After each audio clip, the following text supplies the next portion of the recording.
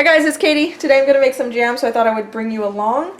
Today I'm going to make blackberry jam. I got these really beautiful blackberries at Aldi. They were on sale for 89 cents a package.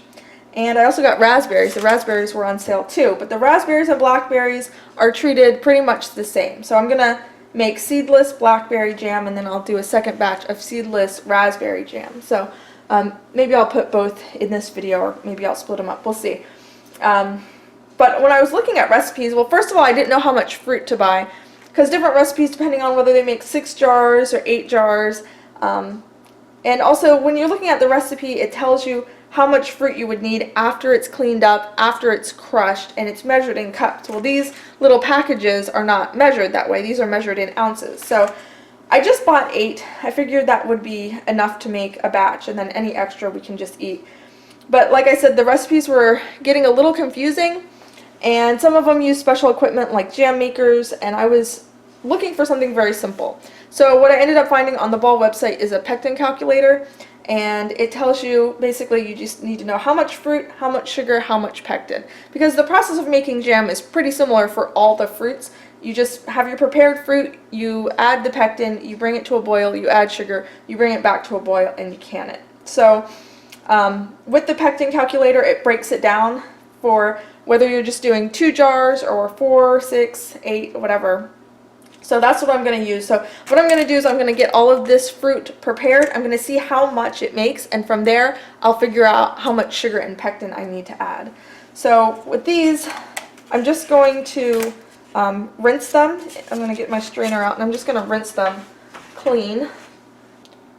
So I'm just going to put these in a strainer and get them rinsed under some cool water. If any of them look damaged or anything like that, I will pull them out. But these look really nice. So I'll just rinse these, and then we'll go on to the next step.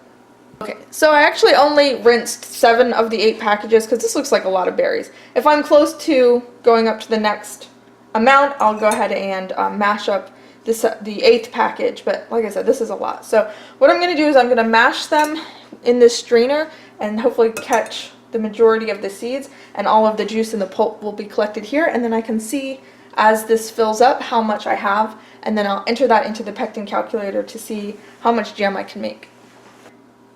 So a lot of the directions online say to use a potato masher to mash the berries.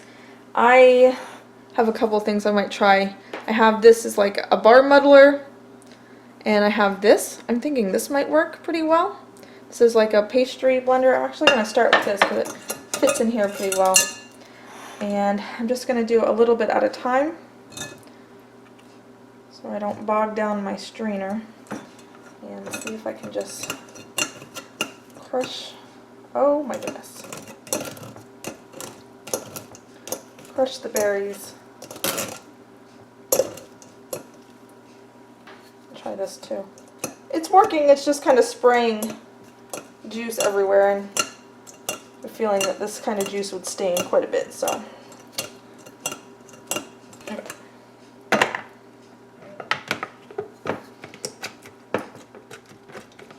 I put my strainer inside this other strainer so that I have a little bit more stability, because otherwise I'm just pressing against this wire strainer, but this way I can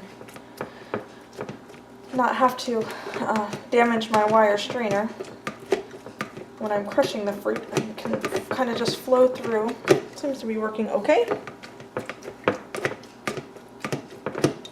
If you have a food mill, then that would be the best for this, but I don't have one, so I'm trying to make this work as best as I can. And then the pulp, I probably will press it through again once I'm done to try to get a little bit more out of this, but I'm not going to throw this away. I'll save this. I might make little portions in an ice cube tray, and I'll use this to flavor kombucha. I did that with the scraps after I made cranberry sauce this year, and it was awesome. A great way to use up those scraps.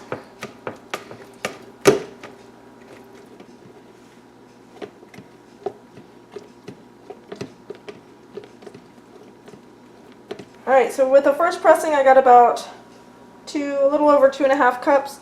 So I'm going to send this pulp through again, try to really press out as much as I can with just a big spoon like this, and see if I can't get it to the 4 cup mark, because that will make 6 jars.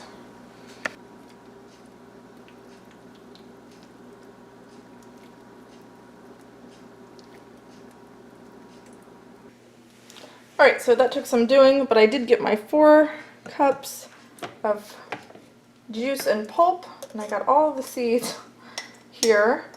I did end up opening that 8th package, and it probably wouldn't have been that much waste if you have a food mill, or if you don't mind the seeds in your jam.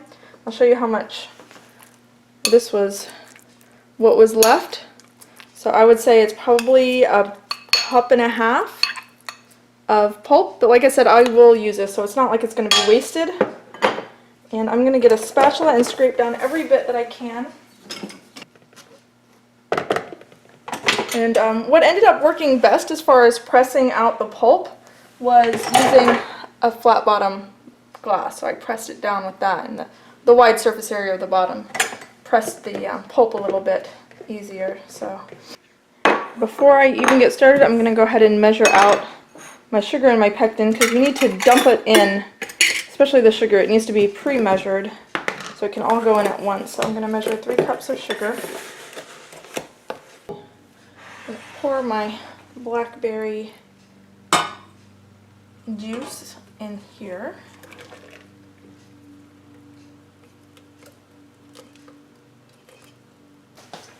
And you can add a little bit of butter to help cut down on the foaming. I'm going to do coconut oil, since I don't eat butter. And I'm going to just do a 1/4 teaspoon. I'm really hoping that this doesn't change the flavor. Okay, so I stirred in the pectin. I think I wasn't recording. I'm so sorry.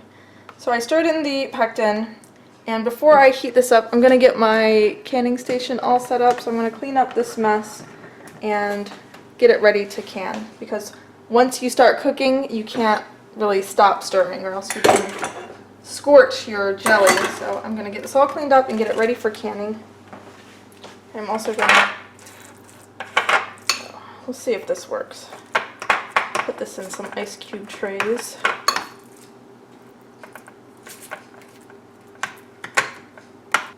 Alright, so I have my towel, I have my tools like my debubbler and my funnel, my jar lifter, my lids, my bands. I got a cloth to wipe my rims. And in my oven, I have my jars, and I'm sterilizing them. So I have, turn my oven to 225 and let those heat up. And I also have my canner, and for this you need a water bath canner, but this canner was already here and hot, so I'm going to go ahead and use this. But I will go ahead and keep this on a simmer so that it's ready to go. And I'm going to put my heat on under my blackberry puree here, and I'm going to bring this up to a boil, and I want it to be a full rolling boil. And when we get to that point, I will bring you back so you can see what it looks like. Right, it is boiling. It's a full rolling boil at this point. And I turned my kettle on so I would have extra hot water in case I need to top off my canner so that they cover these jelly jars. So what I'm going to do is go ahead and pour in my sugar. You got to pour it in all at once and then stir it in. So that's why you have to have it pre-measured. So that was 3 cups of sugar. Get that stirred in, and then you want to bring it back to a boil. And once it's a full rolling boil again, then you're going to time it for 1 minute. And you got to just stir, stir, stir, and don't walk away. Alright, so we're back up to a full boil. Set my timer for 1 minute, stirring constantly.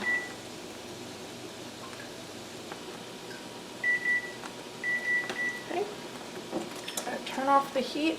I'm going to keep stirring it though until it kind of settles down a little bit. Kind of push my luck. This pan is probably a little too small, and I'm wearing a white or a light colored shirt. Should definitely wear an apron when making blackberry jam. So I've already got a few splatters on me.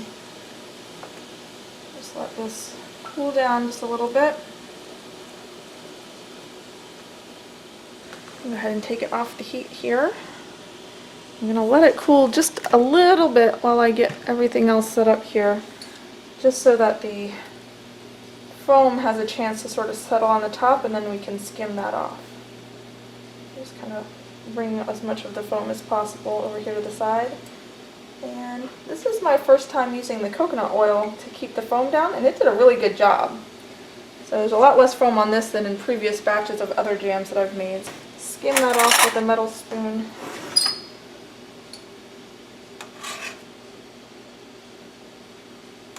And this will be ready to fill up some jars.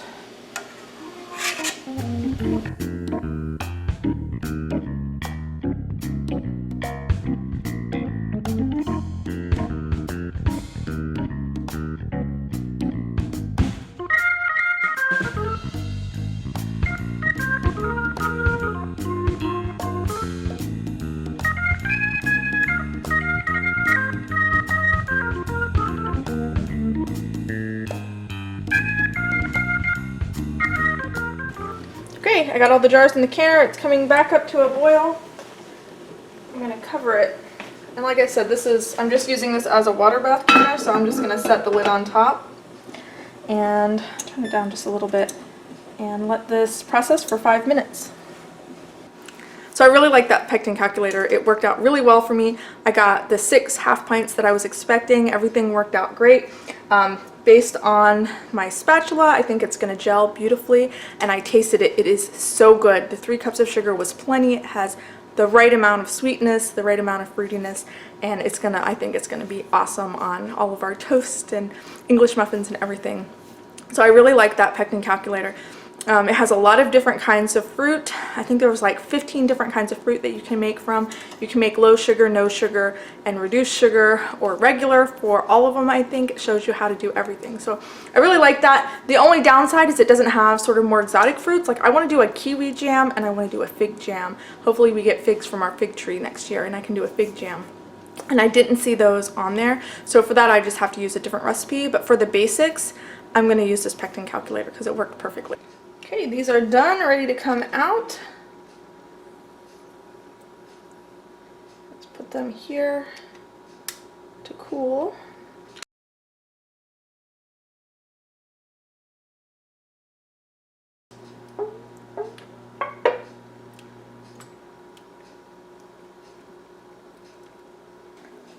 Okay, I'm all cleaned up from the blackberry jam. I'm going to do the raspberry jam, and it's basically going to be exactly the same. The proportions of sugar and pectin and everything are the same.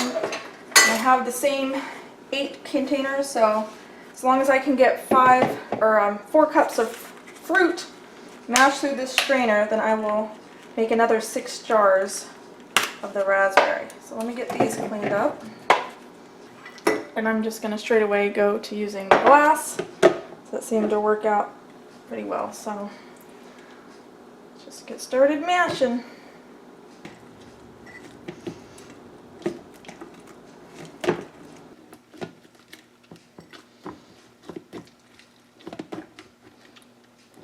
Alright, so I got my 4 cups of juice and pulp. Went ahead and put all of the seeds in here, so I'll put this in the freezer. I got my sugar and my pectin measured out. I moved up to a bigger pan because the other pan I used in the last batch was a little bit too small. It worked, but it's just better to have it larger. And so this one is my biggest stock pot, but I used this to make my other jam and it worked out perfectly. So. And I got just about the same amount from raspberries and blackberries. I wasn't sure. I feel like sometimes it seems like the blackberries are seedier. The raspberry seeds I think are just smaller, but there's just as many of them. I got the same amount of seeds in the ice cube trays and the same amount of flesh. And the seeds are smaller, so there may be a few small seeds in this jelly, but as long as it's not like loaded down with seeds like regular raspberry jam, I'll be happy. Try to get footage of putting in the pectin since I missed that last time. Based on that preliminary taste, the coconut oil at a 1/4 teaspoon did not have any taste that I could tell, and I think it really helped with the foaming, so I'm going to do that again. Just the smallest amount of coconut oil. And go ahead and sprinkle the pectin in. Stir that.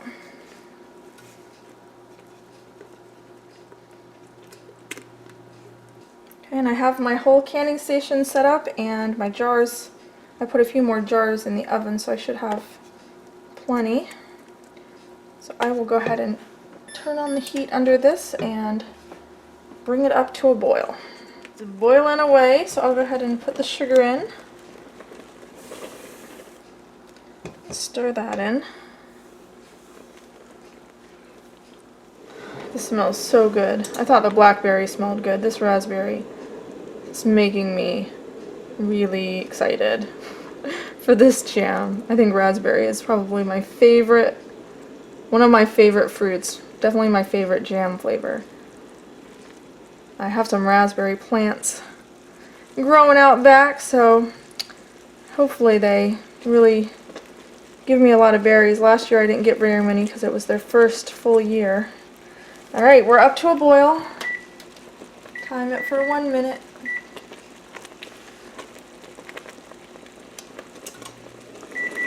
Alright, turn that off.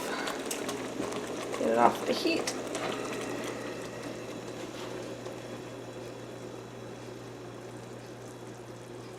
Right. And there's barely any foam on this batch. I really like that coconut oil trick.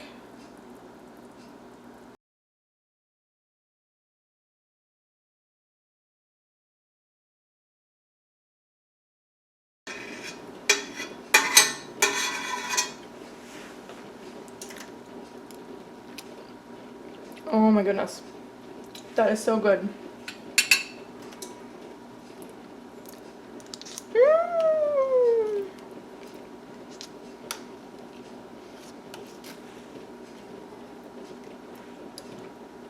The only thing that would make that taste better is if they were homegrown raspberries. Okay, here's all my jelly. The color is so beautiful. There's a few stray seeds in the raspberry, but that's gonna be fine. That's the raspberry, this is the blackberry. Beautiful, beautiful color. Every jar sealed. Everything looks excellent. So, hopefully you enjoyed this video. I am gonna enjoy eating this jelly for sure. I'm sure a few of these are gonna be gifts as well. So anyway, thanks so much for watching. If you have any comments or questions, you can leave them down below, and I'll talk to you guys next time. Bye!